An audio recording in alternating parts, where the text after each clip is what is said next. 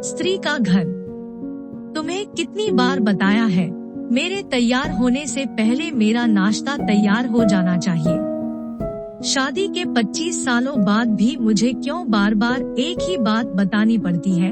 लता, तुम्हें क्या है? तुम तो आराम से घर पर रहोगी, मुझे काम पर जाना पड़ता है।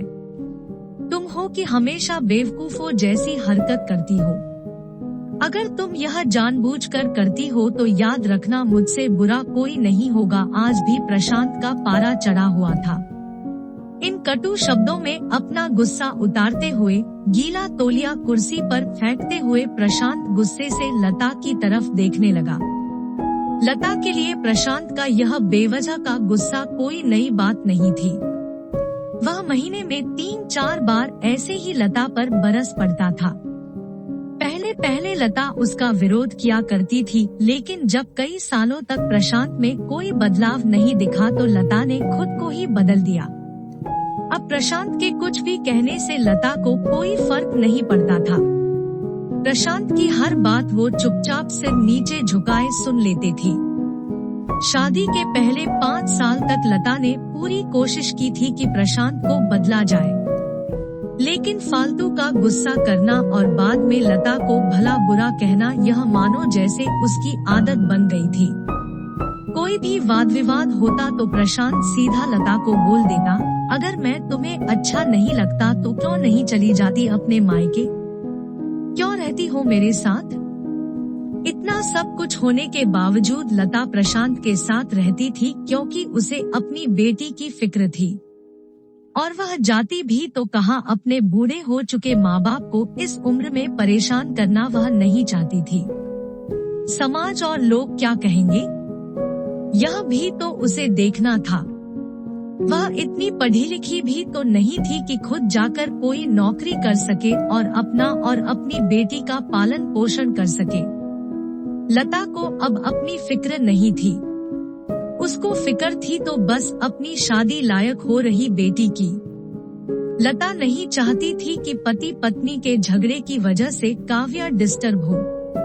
काव्या की पढ़ाई पूरी हो चुकी थी, उसके लिए अब शादी के रिश्ते आने लगे थे। कई रिश्तों को काव्या ठुकरा चुकी थी। 2-3 महीने बाद एक अच्छा रिश्ता आया।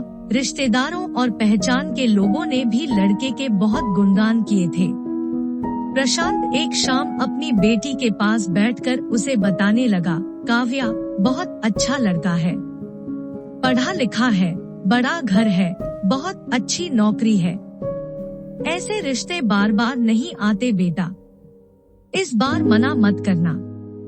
काव्या अपने पिता से ज्यादा बात नहीं करती थी।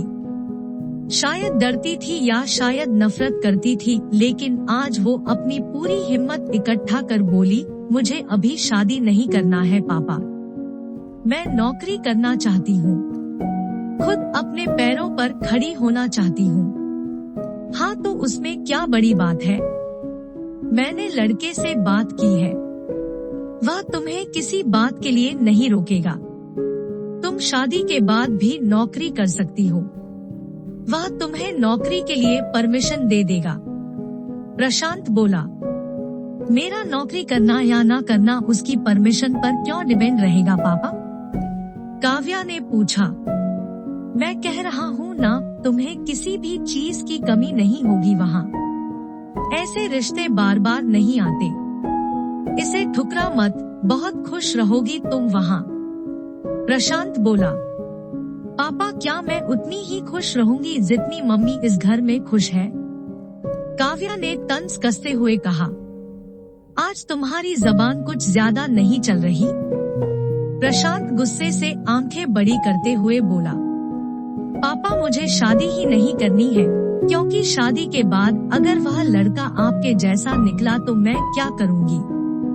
मुझे आपके जैसा जीवन साथी नहीं चाहिए जो बिना बात के मुझ पर हमेशा चिल्लाए। मुझे कुछ भी अपनी पसंद का लेना हो तो 10 बार सोचना पड़े, कहीं वह नाराज ना हो जाए। मेरी तबीयत कैसी भी हो उसे परवाह ना हो, रोटी थोड़ी सी मोटी बन जाए तो घर सर पर उठा ले, उसकी चेक बुक ना मिले तो भी मेरा ही दोष निकाले। और हर छोटी मोटी बात पर मुझे मायके जाने के लिए कहे। काव्या ने अपना दिल खाली करते हुए पापा से सब कह दिया। प्रशांत का गुस्सा 7वें आसमान पर था, लेकिन उसके मुंह से एक भी शब्द नहीं फूट रहा था। वो काव्या की बातें सुन रहा था। काव्या उतना ही बोलकर चुप नहीं हुई। आज पहली बार वह अपने पापा के सामने इतना कुछ बोल रही थी। पापा, आपने माँ के साथ हमेशा गलत व्यवहार किया है। आप अपने ऑफिस का गुस्सा बिना सोचे समझे माँ पर उतार देते हैं। कभी इस बात की परवाह भी नहीं करते कि उन्हें कैसा लगता होगा। आपकी बातें सुन सुन माँ ने अपना स्वाभिमान खो दिया। प्रशांत आज पहली बार अपने किए बर्तावों को महसूस कर पा रहा था। वो इतना ही बोल पाया, जो तुम्हारा मन है वो करो, मैं तो इतना बुरा हूँ ना। काव्या ने प्रशांत का हाथ पकड़ा और बोली, पापा मुझे सिर्फ एक सवाल का जवाब दे दो, क्या आप चाहेंगे कि मेरा पति आपके जैसा हो? अगर आपका जवाब हाँ है तो कर दीजिए मेरा रिश्ता आज ही, और ना है तो मुझे आत्मनिर्भर बनने दीजिए। प्रशांत कुछ भी ना बोल पाया और वहाँ से चुपचाप बाहर चला गया। आज उसे लता के सामने जाने में शर्म आ रही थी। चलते चलते उसकी आंखों से आंसू बह रहे थे। प्रशांत ने आज से अपने आप को बदलने का निश्चय किया। अगले दिन से लता ने अपने पति में काफी बदलाव देखा। वह सोचने लगी कि जो हिम्मत काव्या ने दिखाई है, वह हिम्मत अगर मैं पहले ही दिखा देती तो शायद आज परिस्थिति कुछ और होती। अब काव्या पढ़ लिख कर अच्छी नौकरी करने लगी थी और 3 साल बाद उसके लिए एक अच्छा रिश्ता आया और उसकी विदाई पर प्रशांत बोला, बेटा तू हमेशा खुश रहेगी क्योंकि तेरा पति तेरे बाप जैसा नहीं है। प्रशांत की यह बात सुनकर लता और काव्या की आंखों से आंसू बहने लगे।